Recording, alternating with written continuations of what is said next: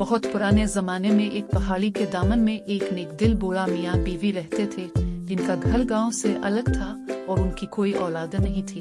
وہ اپنی ضرورت کے لیے گائے رکھتے، سبزیاں اور انگور اگاتے تھے، اور ہر آنے والے مسافر کی دل کھول کر خدمت کرنا ان کی عادت تھی۔ جبکہ اس کے برعکس گاؤں کے لوگ مسافروں کے ساتھ نہایت برا سلوک کرتے، غریبوں پر کتے چھوڑ دیتے اور بچے پتھر مارتے تھے، مگر امیروں کے سامنے شریف بن جاتے تھے۔ بوڑھا میاں بیوی انہیں بار بار سمجھاتے رہے مگر وہ باز نہ آئے۔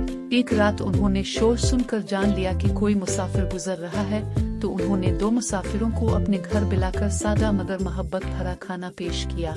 حیرت انگیز طور پر مسافر جتنا کھاتے پیتے کھانا کم ہونے کے بجائے بڑھتا جاتا اور دودھ کا برتن خالی ہونے کے باوجود دوبارہ بھر جاتا۔ اس پر میاں بیوی سمجھ گئے کہ یہ عام مسافر نہیں ہے۔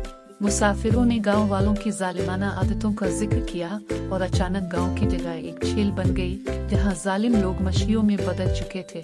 نیک دل میاں بیوی کو بتایا گیا کہ ان کے برتن میں کبھی دودھ ختم نہیں ہوگا۔ پھر مسافر غائب ہو گئے اور میاں بیوی حیران رہ گئے۔ اس کے بعد وہ عمر بھر مسافروں کی خدمت کرتے رہے اور ان کے گھر میں ہمیشہ برکت رہی۔ اچھے اخلاق انسان کی اصل پہچان ہے۔